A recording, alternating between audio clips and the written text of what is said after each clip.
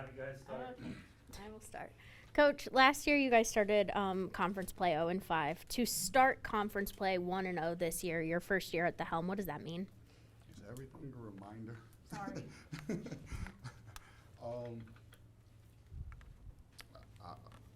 I'm not sure. I think it's just good to win, right? I think it's good to protect our home court. That's the main thing. What I get from it. You have an opportunity for your conference opener at home, and I think the main objective is to make sure you come out of there with a win. Because now it's a standings game, right? The non-conference was, this conglomerate of teams you play from the east, from the west, from the north, but now there's a certain format and standings that go with conference play, and every win that you can get is a big one. Coach, how would you kind of assess the effort on the glass? I mean, especially with Jay, Sean, David, it seemed like they set the tone rebounding-wise and kind of led the way in that regard. I mean, you said it, a big time effort was one of our keys. That team, Rhode Island, has been playing at an unbelievable pace, right? One of the fastest pace in the country, highly efficient on offense. The worst thing you can do is give them second chances at the rim. I think we held them to 4 offensive rebounds. That's an unbelievable number right there. And then on the flip side, we attacked the glass. So we held down both ends of the rebounding, and they're a really good rebounding team. They've been all non-conference, but I thought, if you just talk about the rebounding, is an area that we held tight, and I thought we dominated on the glass. Dru, at halftime, I had somebody say to me, we're pretty good if we can play defense the way we played in the first half. It's no secret that you guys hadn't scored too well in the beginning of the year, but I know you wanted to hang your hat maybe on the defense. How much does that excite you and maybe energize the team when you guys hear that type of thing? And how much do you preach that in practice to try to just wear that on your sleeve? Yeah, it's our culture. It's part of our identity when it comes to style of play.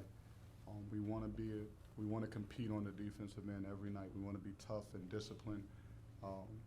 So any compliments, we'll take them. And I think our guys are feeding off of stops, and it's helping us offensively too. The more stops, when we complete possessions and finish the way we did rebounding the basketball, it allows the offense to come a little bit easier. And guys are taking pride. That I think that's really a huge key. Guys are taking pride. Even when they make mistakes, I'm getting, coach, that's my bad. They're pointing at me like, I'm not going to let that happen again. And they're doing that with their teammates too. So there's a level of responsibility and accountability that's happening on the court, which wasn't there at the beginning of the year, but it's growing and it's progressing, and that's a good sign to see. Anytime you have a technical foul or any stoppage like that, it's emotional moments. Just what does it say about the maturity of your guys to have each other's back and move on as a team? Yeah, you always got to be able to get to the next play. That technical is not something that we want. Trey Dinkins, he's competing, and sometimes, we have to be able to level out our emotions. He let the flow of the game, whatever caused it, he let his frustrations boil over. It happens. No one's perfect. I myself, when I played, I got kicked out of game before, so I've been there. But at the end of the day, he knows that one's on him, and he has to be better from it. But I do like how we responded as a team. We didn't let that moment dictate how the rest of the game was going to go. We responded right away. We recovered from the mistake that was made, and we were able to pull through. You guys went from losing your first 5 games to winning 6 out of 8, and on a 4-game winning streak, and have won your first game in the A10. What is more of a confidence builder to you? What was the secret of your confidence building going down the stretch in terms of getting this win and confidence that will bring down the road as you play Davidson in your second game in the A10? Yeah, I don't know if it's a secret because I think I've said it before that our team is resilient, that I believe in what we have in the room, and that there's certain things I will come here after games. There are certain things I like what we did tonight. We have to progress. You know, I mentioned even during those losses, there were key parts where I think we failed. We missed free throws. We didn't get stops. Just some early season woes. It could have easily turned the other way, and we could have won those games. But more importantly was to be able to acknowledge win or loss, you know, what was good and what we needed to improve on. And in that stretch of not winning those games, you know, as a staff, you have to be careful on what you put on your guys, you know. And it was important for us as a staff to let our team know that we're growing with them, that we're going through this with them, and we're here to work because that's all you can do. There might have been a similar question, but you know, like, I hate to bring up the past, but like, the second half defensively hasn't been great. What did you say at halftime today to keep the defense in check against a really good offensive Rhode Island team? What did you say at halftime to make sure the team stayed calm, collected, and confident? So we talked about some of the issues, right? Because even though I thought we played a good first half of defense, that last 4-minute stretch, we gave some things away, right? We gave some duck-ins, some things in transition. That segment could easily move right into the second half. But we talked about it, and it's basically a challenge.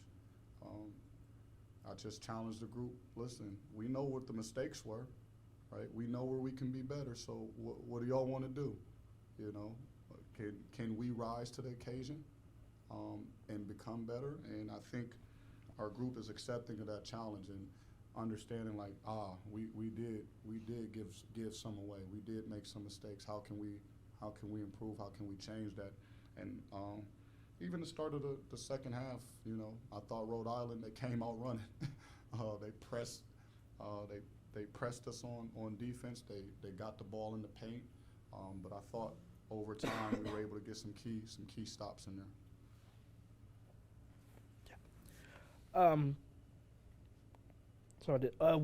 Eli Wilborn getting a start. That's now the 9th different player that has gotten a start for you guys. Did you, as a first-year head coach, envision to switch the lineup as much as you have? And especially considering it's your first year, was there any concerns that you may have potentially alienate someone who may have anticipated starting a lot? And have you seen there been any issues with those decisions? No, because our group understands at the core of it that it's standards over feelings, right? And we have certain standards that we have to uphold. I'm up front, you know, and there's reasons that the lineup has changed. You know, sometimes we had to make some different suggestions that we think can, you know, improve our team or help us, right? I thought there was a period of time where we weren't getting off to great starts. So it was worth changing and taking a different look. And tonight Eli steps up when Chabi is out, you know, so we've had some different lineups due to injuries as well too. So, you know, what's the most important thing, right? Starting the game is just a segment of the game. It's just a segment. Now, it makes you feel good. It's an honor to start, right? You see your name on the board. I get that. There's a privilege and feeling that you get from starting a game. But when you check in, your minutes are your minutes. You know, that doesn't change, right? Your opportunity is your opportunity, so what are you going to do with it? And I think our guys have gotten past the feeling and the emotions about seeing their name and having their number called and understand, like, I call your number too when I tell you to get off the bench and get ready to go in the game. And that's the most important thing. What are you doing? What are your actions? What do your minutes mean when you're out there on the floor? And being able to rotate through the lineup and have guys provide and step up in those opportunities shows me the maturity in them of being willing to accept it and understanding that they just have to be ready to play. Coach, after the first or second game, you and Jake DeMichael said something along the lines of we weren't seeing enough players making hustle plays, diving for the loose ball, all of that. There was no shortage of hustle plays from your guys in this game today. How key has that been as you guys have gotten ready for conference season and been on this 4-game-winning streak? Yeah, I mean, certain possessions maybe to the fans, to everyone else, they seem like this perfect defensive possession, right? A lot of times we probably made 3 or 4 mistakes. And what me and Jake said is true. It's about the multiple efforts, right? So can we cover up the mistake? A lot of the defensive possession is us covering up a mistake that was made. And we call it fixing. You got to fix, you got to fix, you got to fix.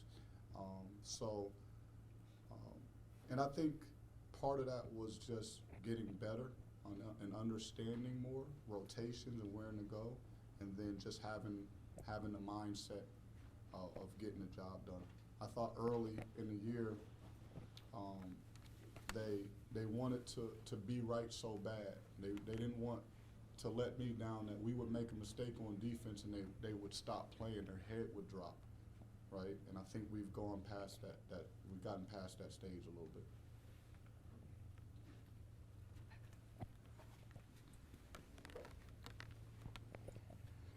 Drew, obviously, when we talked during the summer, Jakob and David were banged up a little bit. As they found their form, how non-coincidental is it that the team has found its form as well? Well, it was something that as a staff we were looking forward to, their improvement. I think Dave has started to find his rhythm. You know, I think coming off the bench has been better for him. It was a conversation we had. Dave came to me and said, "Coach, I think I should come off the bench." Right? That just shows what type of character, what type of winner Dave is, right? To come to the coach. Now I may have been thinking the same thing, but he came to me and was like, "Coach, man, I think I should come off the bench." Right? I don't really have it right now. And he's allowed himself to gain confidence and play, and he just doesn't care, right? He didn't care that he didn't start today. He made there was no struggle. He was like, "Yeah, I thought Eli would start." You know, he's just here to win, and he's here to contribute. And then Jakob just had to implore him to be more aggressive, and I think that's the biggest key. He's playing with more confidence. He's playing more aggressively. We're getting more looks involved in the offense, and he's showing you just his skill set, his talent. I don't have one. Okay. Yep. Thanks, Coach.